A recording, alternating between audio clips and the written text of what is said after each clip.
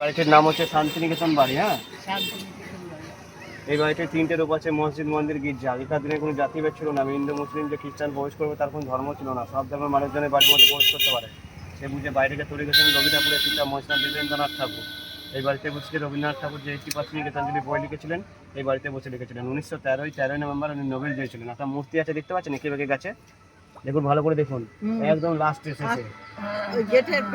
হ্যাঁ হ্যাঁ হ্যাঁ, মূর্তির নাম হচ্ছে অনির্বাণ শেখা। এটি শিশু মায়ের কোলে নিয়ে সূর্যের দিকে মঙ্গল কামনা করছেন শান্তিনিকেতনের জন্য। মূর্তি যখন শ্যাডোটা পড়বে, ছায়াটা, তখনই আপনি বুঝতে পারবেন, তার আগে কিন্তু বুঝতে পারবেন না। মূর্তির আগে তৈরি করেছিল রাম কিং। আগেকার দিনে যখন কুমোরা মাটির হাড়ি কলসি এসে এই মাঠে যে বাস করবে মেলা বসতো, মেলাটি লোকজন বেড়ে যাওয়ার কারণে যে মাঠ দেখানো হয়েছে ওই মাঠে এখন নিয়ে গেছে। তারপরে দেখতে পারবেন সাদা কালারের যে বিল্ডিং আছে, দেখুন একটা সাদা কালারের যে বিল্ডিং আছে, দেখুন সাদা কালারের, দেখতে পাচ্ছেন? ওই দেখুন ইটালিয়ান টালি আছে, ওইগুলো বেলজিয়াম কাঁচ আছে, বেলজিয়াম কাঁচ।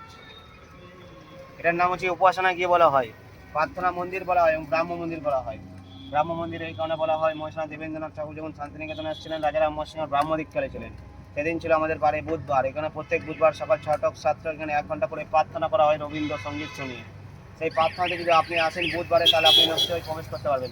কিন্তু সেই পোশাক পরে আসতে হবে সাদা, মেয়েদের জন্য সাদা পাঞ্জাবি, সাদা প্যান্ট। বেলজিয়াম কাঁচ আছে, হরেক চুয়ানি মাটির বাড়ি, মধ্যখানে তাল গাছ। বাড়িটির নাম হচ্ছে তাল গাছ, বলছে পতাকা। তার জন্য একটি কবিতা লিখেছিলেন, তাল গাছ এক পায়ে দাঁড়িয়ে, সব গাছ ছাড়িয়ে উকি মারে আকাশে। সেই বাড়ি। মিউজিয়াম দেখবেন আপনারা?